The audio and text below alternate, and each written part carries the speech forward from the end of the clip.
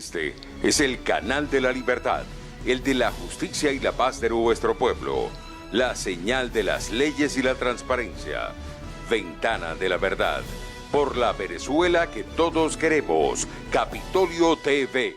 Creo que es muy importante destacar lo que acaba de pasar esta mañana.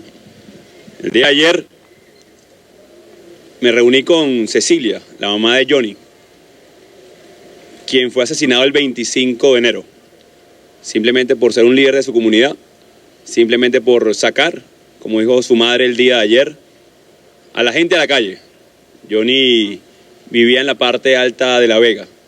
El 2 de febrero cumplía 30 años. El 2 de febrero del pasado sábado, donde de nuevo nos movilizamos de manera masiva. No olvidaré tampoco esa fecha nunca. Johnny en 2 meses iba a tener una hija, o va a tener. Lamentablemente van a ser sin padre, porque el FAES llegó a su casa el 25 de diciembre y sin mediar lo asesinó, como a otros 69 jóvenes en apenas 10 días. La mitad de los asesinados políticos de 2017, por cierto. Y empiezo diciendo esto porque esa tragedia que vive Cecilia, la mamá de Johnny, que una niña va a nacer huérfana por maldad, sencillamente, por creer que asesinar a los más vulnerables de sectores muy populares iba a detener una lucha que es indetenible.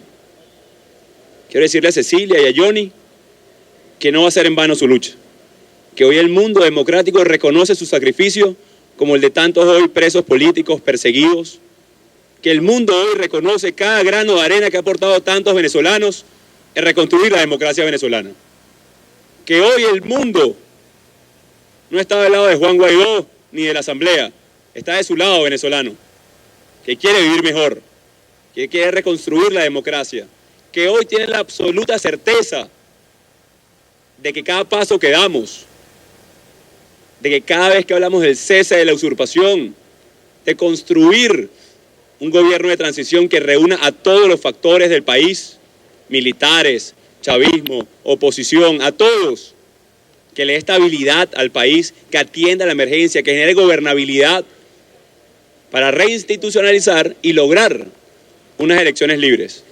Sepan que todo ese sacrificio hoy es reconocido, hoy es válido, hoy es fuerte. Todos esos granos de arena de haber construido mayoría. Y cuando nos preguntábamos si valía la pena quedarse, si valía la pena salir a protestar, si valía la pena salir con unos cartelitos y unas letras, claro que vale la pena. Y lo decíamos el 5 de enero. Si nos deteníamos y no seguíamos, todo ese sacrificio habría sido en vano. Pero en cambio, insistimos, luchamos y hoy tenemos la absoluta certeza de que el sacrificio valió la pena. Y este reconocimiento de Francia, Liberté, Igualité, Fraternité, de Alemania, de España, del Reino Unido, de Polonia, de Lituania, de Bélgica, de la República Checa, Portugal, Estonia, de más de 20 países, es el reconocimiento a ustedes, venezolanos, que nunca han dejado de luchar, ni nunca lo dejaremos de hacer hasta lograr la democracia y la libertad en Venezuela. Así que el 4 de febrero de ahora en adelante será recordado como el día que el mundo reconoció el sacrificio y la lucha por la libertad en Venezuela. Ahora el 4 de febrero es absolutamente cívico, no violento y de reconocimiento a cada venezolano que nunca ha dejado de creer. Le quiero agradecer profundamente a las buenas gestiones del Parlamento Europeo, que hace una semana ya se había pronunciado, su presidente Tajani y algunos otros eurodiputados que siempre han estado muy atentos y que además esto trae acciones inmediatas también, de ejercicio de nuestras competencias. Y lo hemos dicho, no se van a seguir robando el dinero de los venezolanos. Y lo hemos dicho, necesitamos que ingrese la ayuda humanitaria Soldado de la Patria. Para tu mamá, para tu hermana, para tu hija, para tu gente. Porque hay entre 250.000 y 300.000 venezolanos hoy en riesgo de muerte. Que si no ingresa en esta primera etapa esa ayuda, estaremos sentenciando a muerte. Así que hay dos elementos en el corto plazo. Solicitar la protección de activos de Venezuela en Europa y solicitar la ayuda humanitaria, que ya, otra buena noticia y otro anuncio del día de hoy, Alemania ya anunció 6 millones de euros para aportar en este gran elemento de ayuda humanitaria, y Canadá, con quien ayer tuvo una muy grata conversación con su primer ministro, Justin Trudeau, anunció hoy, luego de esa conversación y la solicitud de este momento, por 53 millones de dólares adicionales. En apenas un mes, o menos de un mes, con confianza, respetando la Constitución, hablándole muy claro a todos los sectores de la sociedad, Fuerzas Armadas, chavismo disidente, chavismo originario, como ellos se definan, hablándole muy claro a la comunidad internacional, hemos logrado no solamente visibilizar la crisis, porque ya teníamos 3.300.000 embajadores, como ayer, quien hoy usurpa Miraflores, niega la ayuda humanitaria y dice que es limosna. Como ayer niegan que se mueren niños de hambre cuando hace falta que de inmediato ingresen los suplementos alimenticios. Cómo niega la crisis del JM de los Ríos. Cómo niega la crisis de los pacientes renales.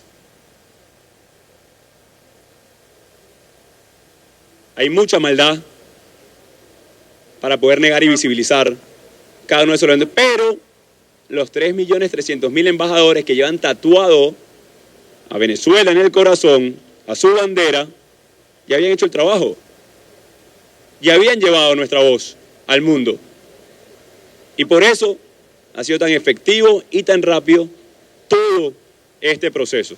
Así que de nuevo, en nombre de Venezuela, en nombre de este Parlamento, en nombre de todos los que queremos vivir mejor, el agradecimiento profundo hoy a ese pronunciamiento en bloque de la Unión Europea,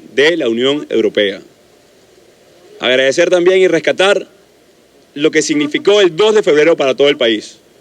Mientras veíamos una pequeña avenida de la capital, veíamos más de 60 puntos en todo el territorio nacional llenos de gente, de energía, de fuerza. Una sonrisa que parece no borrársenos de la cara, no porque no sepamos la crisis que estamos atravesando, sino porque tenemos la certeza de que vamos a construir un futuro. Sino tenemos la certeza de que vamos a reconstruir Venezuela. Y con esa energía y con esa fuerza, ese día, por cierto, nos reencontramos también. Le dimos la bienvenida, por ejemplo, a Kelly Perfecto. No Juan Guaidó como lo hicimos el martes pasado, sino los ciudadanos. Hay una muestra clara, hermano, que podemos estrechar manos, que lo hemos hecho. El general de división activo que se pronunció ese mismo día. Los jueces que están diciendo cómo los obligan a tener que sentenciar a jóvenes sin ninguna necesidad. Así que cuando nos preguntan, ¿existe descontento en las Fuerzas Armadas? Yo creo que es evidente. Y ese es un elemento al que le hemos hablado muy claro, y que en los próximos días, una vez inició ya el acopio de insumos en Cúcuta, en Colombia, tendrán una decisión muy importante en sus manos. Seguir del lado de alguien que está aislado, que no protege a nadie, o del lado no solamente de la Constitución en este momento, sino del lado también de la humanidad, de la necesidad de todos esos pacientes que necesitan que ingrese en esta primera etapa esa ayuda, que va a salvar vidas, que puede salvar, soldado, a tu mamá, a tu hermana, a tu hija, a tu hijo. Le vas a negar a tu familia la posibilidad de la ayuda, de abrir el corredor humanitario en una segunda etapa y de vivir en un país mejor. El momento es ahora.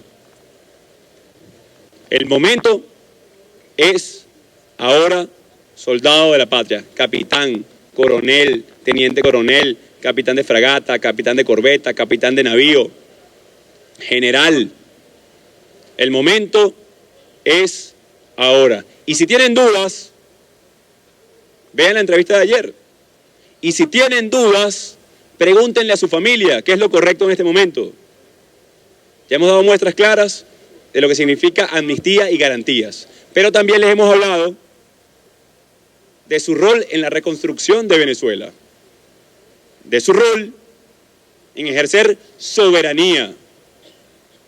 Así que, hermanos y hermanas, hoy celebremos este 4 de febrero. Soldadas y soldados, seguimos esperando por ustedes. El momento es ahora. Preguntas. Ilario Piagnelli de Rai News Italia. Rai News e Rai 3 y la radio. Parece que Italia está bloqueando una otra resolución europea que si no usted reconoce, al menos solicita nuevas elecciones. Otra parte hay el presidente de la República Italiana que ha hecho una llamada al gobierno por usted reconocerle. ¿Qué piensa de esa situación sobre la Italia? Bueno, una pregunta muy específica sobre Italia, que aún no se ha pronunciado formalmente en el reconocimiento a la Constitución venezolana y a la democracia que estamos construyendo. Esperamos también por Italia.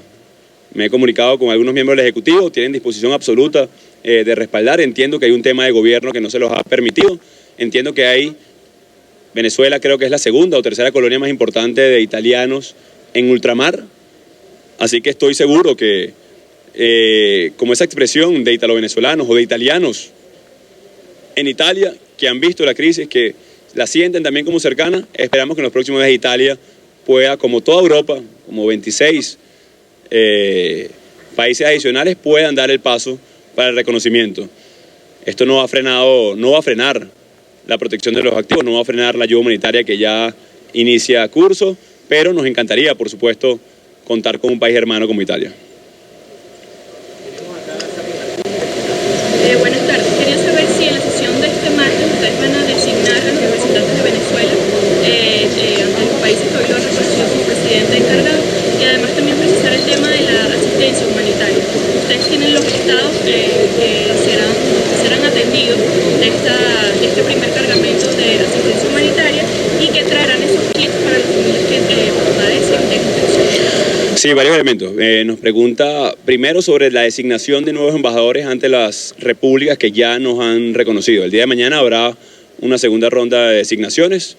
Estamos trabajando muy duro porque varios elementos. Uno, la burocracia continúa secuestrada. Seguimos viviendo hoy en dictadura, cada vez más débil, cada vez más aislada, cada vez más deteriorada, no solamente diplomáticamente, por cierto, sino con el rechazo absoluta de una población que quiere cambiar. Eso es importante destacarlo. Así que el día de mañana, con esas limitaciones que hay, avanzaremos con el proceso de designación de representantes ante los distintos países que ya hoy reconocen la lucha venezolana.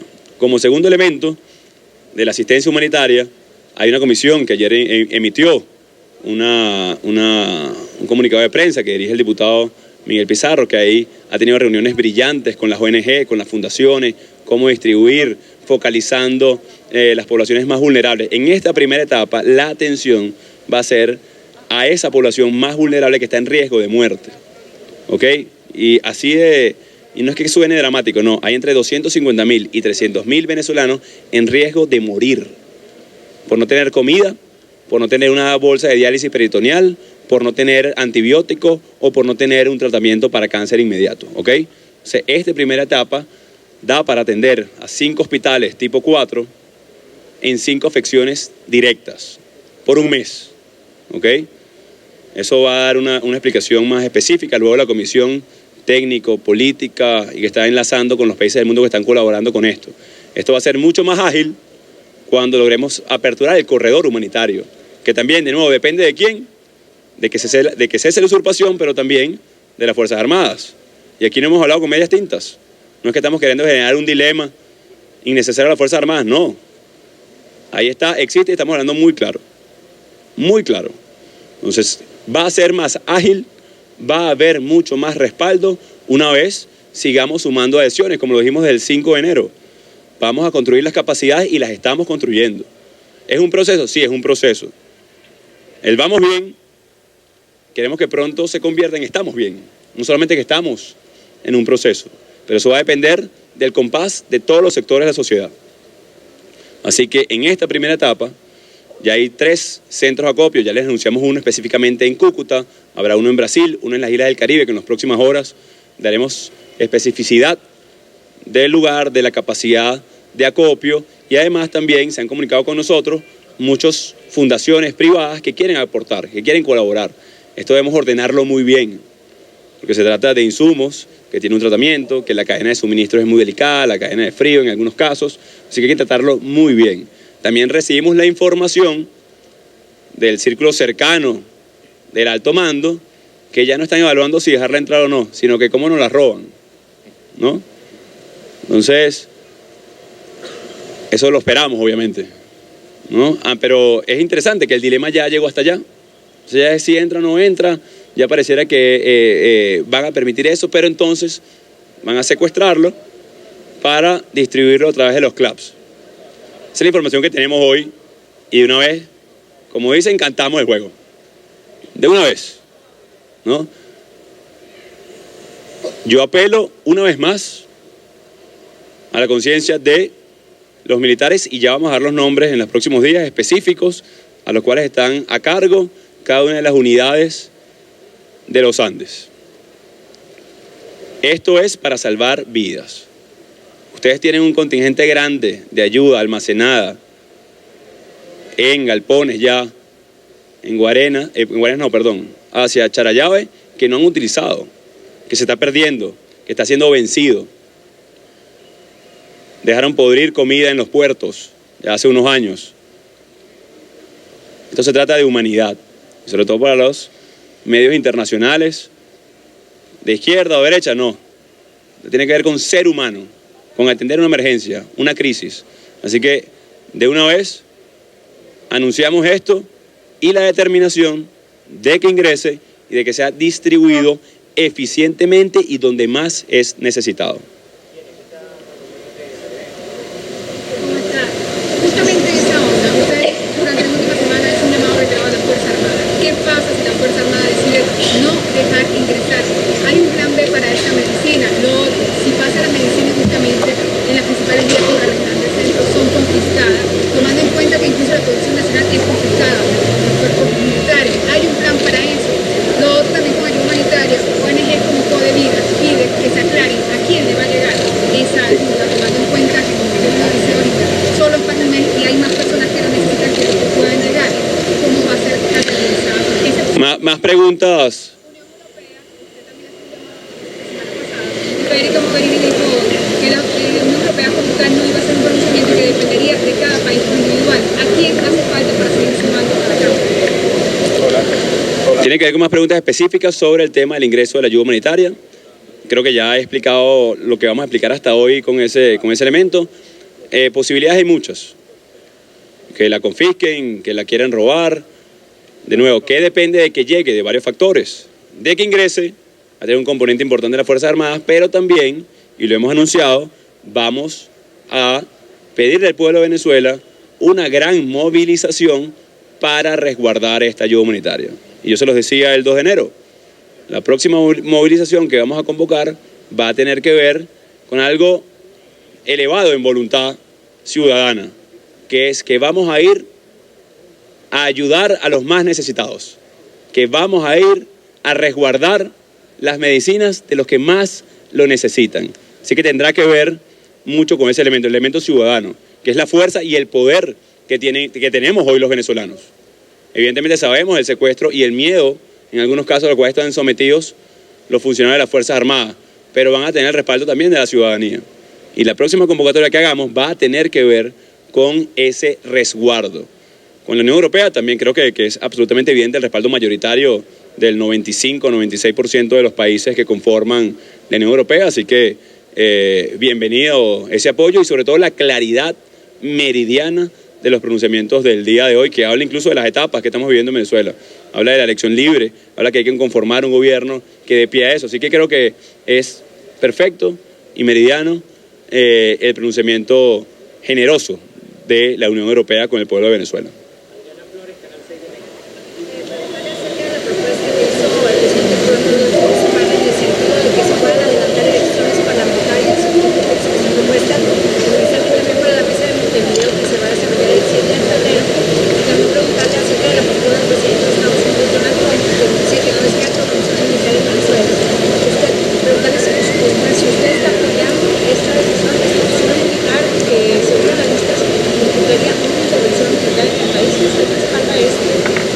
Miren, varias cosas. La primera pregunta tiene que ver con las supuestas elecciones parlamentarias que Maduro anunció el 2 de febrero. Disculpen, es que si no fuera trágico fuera chistoso. El nivel de deslinde que tiene quien usurpa Miraflores con la realidad venezolana.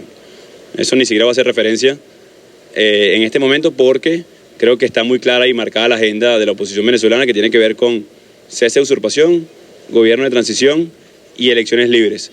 Si no le reconocieron las elecciones o la farsa que trató de montar el 20 de mayo, ni la constituyente, no sé de quién tenga respaldo hoy, quien usurpa funciones en Miraflores para llevar un proceso como es. La verdad, creo que está absolutamente deslindado de lo que está pasando en las calles de Venezuela. No solamente políticamente, sino, de nuevo, humanitariamente. Creo que negar la crisis, luego que todos los países del mundo la han constatado y la han verificado, la han validado, creo que lo pone en una situación incluso de duda ante sus cuadros internos. Ahí la recomendación política, bueno, que se la hagan sus asesores, pero creo que enajenarse de la realidad no lo hace ver bien ante su estabilidad, incluso psicológica. Luego,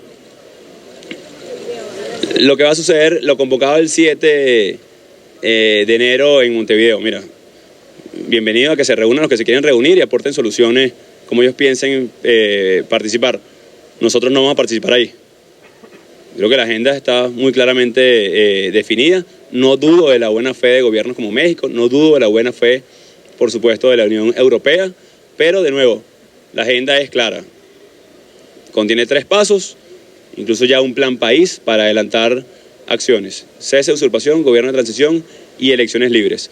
¿Qué quiere hacer el usurpador con esto? Tratar de desviar la atención, ¿no?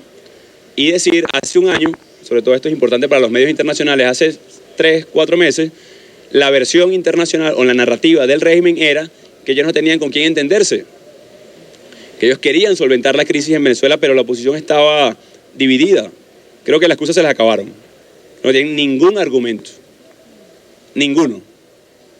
No vamos a caer en un falso diálogo como en el 2017, que por cierto México formó parte de ese proceso, y están las minutas del canciller Videgaray en México. No nos vamos a prestar para eso.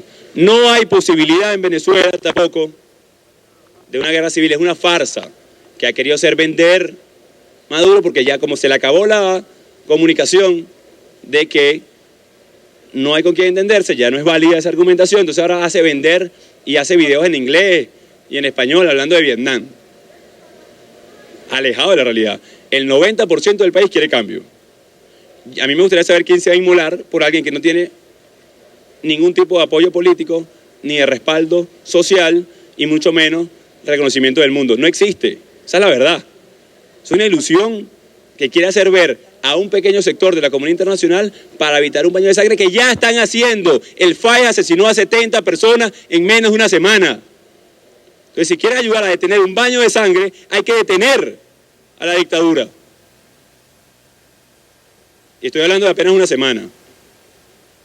También podemos hablar de que Caracas es la capital más violenta del mundo, si lo medimos por asesinatos por cada 100.000 habitantes. Entonces creo que es una ilusión muy mal vendida, además. Y la otra ilusión, para no hablar más del usurpador, es que se van a hacer cargo del petróleo venezolano. ¡Qué cinismo! El principal comprador de petróleo de Venezuela, históricamente en los Estados Unidos. ¿De qué está hablando? Entiendo la retórica que le sirva para tratar de hacerse de una simpatía u otra en el mundo, pero es cinismo, por Dios. Durante 20 años fue su principal cliente en materia petrolera y no les vendió más porque no pudo producir más, porque de 3,5 millones de barriles pasaron a 1 millón por ineficiencia y corrupción.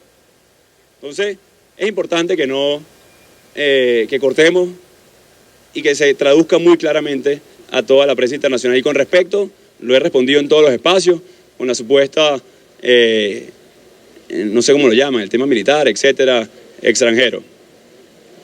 Miren, cada país es soberano y nosotros soberanamente, como venezolanos, como defendimos el Esequibo, como defendemos el sur de Venezuela, como queremos que seamos los venezolanos en elecciones libres, que determinemos el futuro de nuestro país, que no queremos ningún tipo de costo social, que queremos estabilizar la economía, que queremos estabilizar un gobierno de transición, que queremos darle gobernabilidad a las soluciones de este país, soberanamente decidiremos toda la presión necesaria para lograr, con esas variables establecidas, soberanamente lo que tengamos que hacer para lograr el cese de la usurpación y que no se pierdan más vidas venezolanas día a día en este país. Aquí está Gaby González del equipo. No hay, mira, de nuevo, no hay opción de una persona u otra. O sea, esto quiero que quede clara. Entiendo la pregunta y entiendo qué queramos hacer ver, pero decir que respaldamos la opción de una persona es desconocer dos cosas. La lucha noble del pueblo de Venezuela, que durante años se ha mantenido en las calles, que ha construido mayoría, que ha visibilizado la crisis, que ha presentado propuestas. Entonces sería insultante para todo el pueblo soberano de Venezuela, que se mantiene en las calles, que se mantiene ejerciendo el derecho a la protesta pacíficamente, decir que esto es la opción de una persona. Yo les pido, por favor, mucho respeto con todos los venezolanos que durante años han sacrificado sus vidas por este proceso. Y también es tratar de minimizar que 50 países del mundo, contando, están respaldando la democracia y la Constitución venezolana. Gaby González y está TV5. Bueno, en torno a la ayuda humanitaria, quisiera saber si ustedes tienen ya las afecciones o qué afecciones van a priorizar en este primer ingreso de ayuda humanitaria y si hay una lista de pacientes ya preestablecida. ¿Qué fundaciones van a colaborar para el ingreso y van a distribuir esta ayuda humanitaria y qué va a pasar si los hospitales, estos 5 hospitales de los 4 que van a recibir esta ayuda se niegan por estar al mando del gobierno de Nicolás Maduro, se niegan a recibir esta ayuda? También quisiera saber cómo se van a sostener estas embajadas, por ejemplo la de Irak, que le manifestó el reconocimiento a usted, con qué ingreso, con qué dinero, con qué recursos se van a mantener estas embajadas y se sigue pronunciando a favor de usted. Nicolás Maduro envió una carta al Papa pidiendo que intervenga en la situación que está ocurriendo en Venezuela. ¿Usted ha tenido algún tipo de comunicación con el Vaticano? ¿Piensa tenerlo?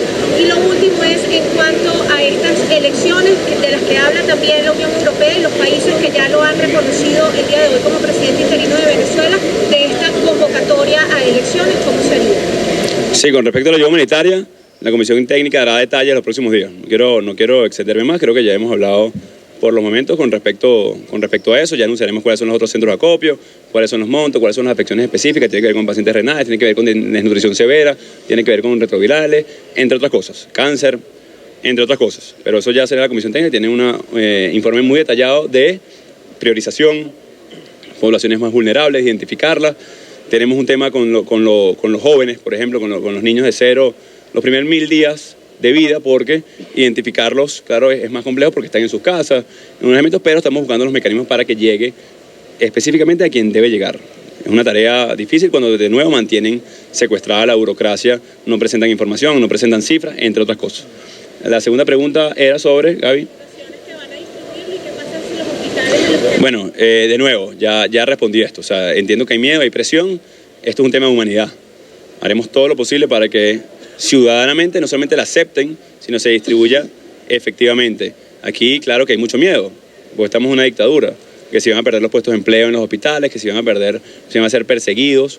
Nosotros lo entendemos, pero de nuevo, el momento es ahora. Creo que no hay más margen y estamos hablando de salvar vidas. Y con respecto a las embajadas, consulados, etcétera, estamos trabajando para recuperar parte de la burocracia, de estos fondos que han sido protegidos por parte del mundo, para poder iniciar no solamente con el mantenimiento, sino que se ha invertido inicialmente en ayuda y no desgastarnos en primera instancia en esos elementos.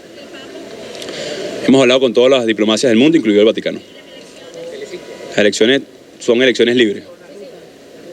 Y tiene que ver con la ruta. Una más, ¿no? Telecinco de España. Me gustaría que le respondiese el gobierno español por su apoyo. Pedro Sánchez está teniendo un lío interno tremendo y me gustaría saber cuál es su respuesta. Y luego, me parece que le han hecho la pregunta a varios compañeros, pero no concreta. Lo primero, ¿estaría usted a favor o no de una intervención militar, ya que Donald Trump deja la puerta abierta? ¿Qué le parecería? Porque el otro día usted en su discurso además hizo alusión a si los venezolanos tienen o no miedo a una guerra civil. Y me gustaría saber también el tema de las elecciones. La Unión Europea le está apoyando, pero le insta también a que convoque elecciones en 30 días. ¿Usted podría convocar elecciones en este país? A ver. Lo primero España, la respuesta a Pedro Sánchez, por favor. A ver, de nuevo. Ya he respondido parte de las preguntas, pero vamos a recalcar. Con respecto a España, mi profundo agradecimiento con el pueblo español. Mi profundo agradecimiento con el presidente Pedro Sánchez por la claridad que ha tenido y la vocería que ha llevado con respecto al tema. Creo que es meridiano el reconocimiento a mi presidencia interina y el mandato que tiene. Que es muy sencillo, que no es que lo dice la Unión Europea, lo dice nuestra Constitución. Para poder lograr una elección libre debe cesar la usurpación, debemos construir un momento de recobrar las instituciones que permita un elector un voto, el registro electoral permanente transparente, abrirlo en el mundo, observación previa, durante, posterior, la observación internacional, el derecho a elegir y ser elegido, entre otras muchas, un nuevo Consejo Nacional Electoral, entre otras cosas, ¿ok? Porque si no, no sería una elección libre. Creo que eso también es importante. Hay una comisión que está llevando el diputado Stanley González que estaba hablando de ese tema y mañana en la plenaria hablaremos específicamente de eso. Así que no es que tiene que ver que lo diga la Unión Europea, no. Es nuestra Constitución, es nuestro mandato para poder hacerlo realidad, entendiendo que Venezuela vive una dictadura sangrienta, corrupta, que oprime al pueblo de Venezuela. Entonces es importante que lo tengamos porque tampoco es que hay dos presidentes, no, hay un legítimo presidente en Venezuela y hay un dictador usurpando funciones, amenazando, masacrando al pueblo de Venezuela. Entonces eso es muy importante que lo recojamos de manera constitucional, ni siquiera en narrativa, constitucional. Y de nuevo, con respecto a que si una persona en el mundo tiene una opción militar, Venezuela es soberana, lo he dicho 1000 veces. Y yo les pido de nuevo, por favor, o sea, respetemos la lucha de cientos de miles de asesinados, de perseguidos, de hablar en positivo, de a pesar de eso construir país. Yo creo que es muy importante y Venezuela tomará la decisión que deba tomar, sin titubeos, para lograr con 4 elementos: menor costo social, que sea una transición pacífica y democrática, que genere estabilidad, que genere gobernabilidad y que dé paso a unas elecciones realmente libres. Y tomar la decisión soberanamente que debamos tomar para lograr ese elemento. Y yo entiendo, por ejemplo, el movimiento en Colombia. El ELN tiene operaciones en Venezuela, extrae oro y compra armas. Eso también deben saberlo. Es importante que lo sepan. Y hubo un atentado terrorista hace unas semanas en Bogotá. Casualmente, el autor material de ese atentado terrorista estuvo, oh sorpresa, en Venezuela durante muchos años. Luego de años que no habían atentados en Colombia, luego de las operaciones del ELN en territorio nacional, que nosotros el 5 de enero lo dijimos muy claro, qué vergüenza que un ministro de la Defensa pida por favor el retiro de grupos terroristas cuando habían masacrado soldados venezolanos. Y ahí hablaba del rol de las Fuerzas Armadas, que no solamente es en seguridad ciudadana, es en soberanía. Así que con esa opción, de nuevo, soberanamente Venezuela tomará la decisión que deba tomar. Bien, Fran Press, Ahora que le reconocen varios países europeos, entre ellos Francia, ¿cómo le tengo que llamar, señor presidente? Ya no presidente autoproclamado. Gracias por la pregunta. Presidente o presidente autoproclamado no tiene que ver con el reconocimiento de Europa. El reconocimiento de Europa es una adhesión poderosa, importante, a la legitimidad y la Constitución venezolana. Nuestra Constitución, el artículo 233, habla muy claramente de la no haber un presidente electo. El presidente del Parlamento Nacional debe asumir las competencias para poder guiar al país a una elección libre, entendiendo el contexto venezolano de que hay una dictadura en curso que están usurpando funciones desde Miraflores. Entonces mi deber, desde el mismo día que tomé juramento el 5 de enero como presidente del Parlamento Nacional, el construir las capacidades entendiendo el contexto dictatorial en el que estábamos. Así que puede llamarme presidente.